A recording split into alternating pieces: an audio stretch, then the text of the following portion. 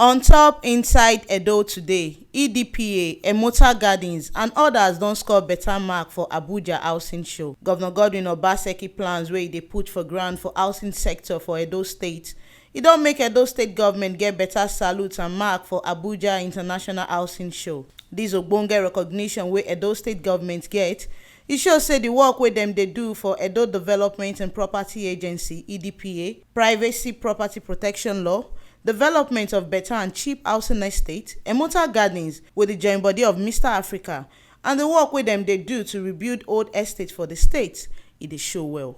Executive Chairman EDPA Emotan wey be say na she lead the team go the housing show for Abuja.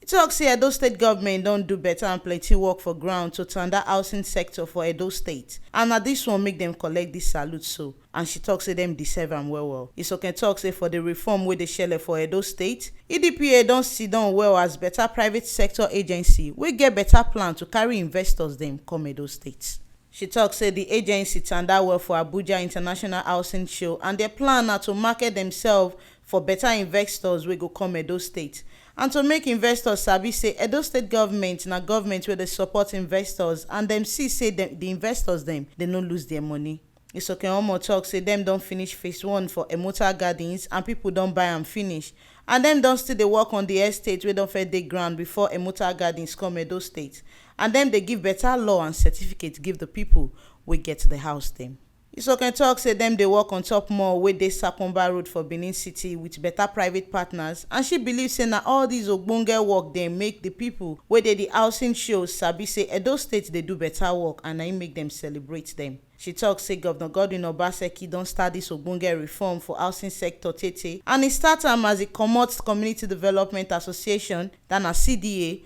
with Private Property Protection Law, and e come start to dey change the face of EDPA and give certificate for people wey get property for Edo State to show say na dem get am, the one wey oyinbo dey call Automated Certificate of Occupancy (C of O). Na here we see the better informate reach on top wetin shele for inside Edo today, as EDPA, Emotan Gardens and others don get ogbonge salute for Abuja International Housing Show, as dem sabi contribute well well to housing sector for the country. Make una no forget say dis ogbonge informate na T-Live Media na im dey bring am come gidigba put for una. And to continue to dey get dis ogbonge informate, make una no forget to follow, subscribe and comment for our YouTube channel for T-Live Media TV, and now fit still follow us enter Facebook for T-Live Media.